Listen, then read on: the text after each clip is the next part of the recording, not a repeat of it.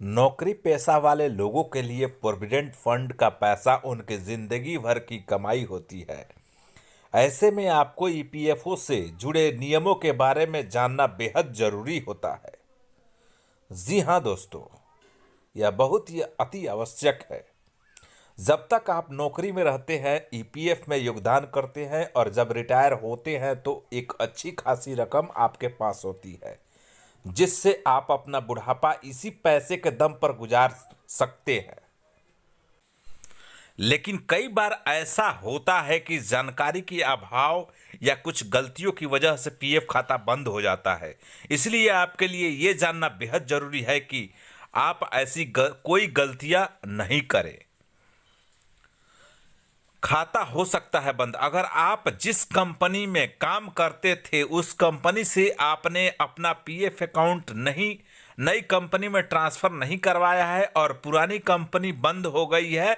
ऐसे में अगर आपके पीएफ खाते से 36 महीने तक कोई ट्रांजैक्शन नहीं हुआ, यानी उसमें पैसा नहीं डाला गया, तो ऐसे में आपका पीएफ खाता बंद हो जाएगा।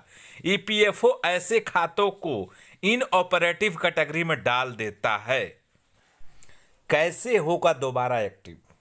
एक बार अगर खाता इनऑपरेटिव हो गया तो आप ट्रांजैक्शन नहीं कर पाएंगे।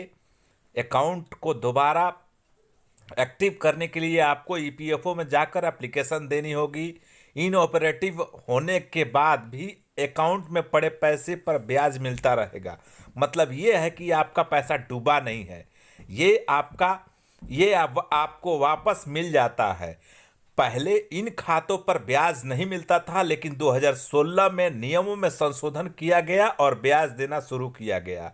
आपको पता होना चाहिए कि आपके पीएफ अकाउंट पर तब तक ब्याज मिलता रहेगा जब तक आप 58 साल के नहीं हो जाते हैं।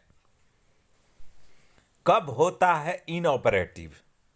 नए नियम के मुताबिक ईपीएफ अकाउंट इनऑपरेटिव हो जाता है अगर कर्मचारी ने ईपीएफ बैलेंस को निकालने के लिए एप्लीकेशन नहीं दी है। तब जब रिटायरमेंट के 36 महीने बाद भी, जब इसके बाद सदस्य 55 साल का हो गया। दूसरा है जब सदस्य परमानेंट रूप से विदेश में जाकर बस गए।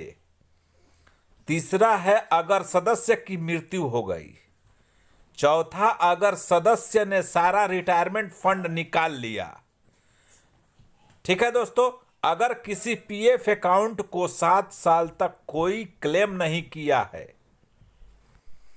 तो इस फंड को सीनियर सिटीजन वेलफेयर फंड में डाल दिया जाता है। ईपीएफओ को लेकर क्या है निर्देश?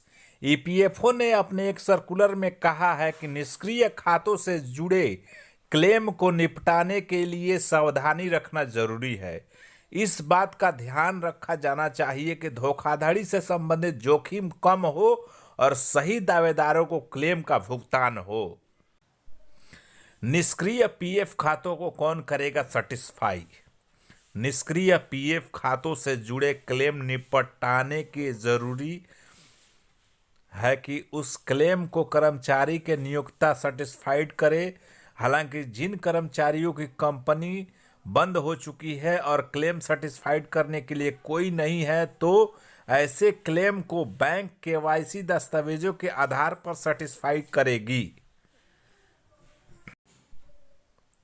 कौन से दस्तावेज होंगे जरूरी? केवाईसी दस्तावेजों में PAN card, voter ID card, passport, ration card, ESI ID card, identity card, driving licence शामिल है। इसके अलावा सरकार की तरफ से जारी किए गए किसी दूसरी पहचान पत्र जैसे आधार का इस्तेमाल भी इसके लिए किया जा सकता है। इसके बाद असिस्टेंट प्रोविडेंट फंड कमिश्नर या दूसरे अधिकारी राशि के हिसाब से खातों से विड्रॉल या खाता ट्रांसफर की मंजूरी दे सकते हैं। किसकी मंजूरी से मिलेगा पैसा? 50,000 रुपये से ज़्यादा राशि होने पर पैसा असिस्टेंट प्रोविडेंट फंड कमिश्नर की मंजूरी के बाद निकलेगा या ट्रांसफ़र होगा। इसी तरह 25,000 रुपये से ज़्यादा और 50,000 रुपये से कम राशि होने पर फंड ट्रांसफर या विड्रॉल की मंजूरी अकाउंट ऑफिसर दे सकेंगे। अगर राशि 25,000 रुपये से कम है तो इस पर डीलिंग असिस्टेंट मंजूरी दे सकेंगे। वीडियो को यहीं पर अंत करते हैं। वीडियो अच्छा लगा तो हमारे वीडियो को लाइक करें, शेयर करें और हमारे चैनल को सब्सक्राइब करें।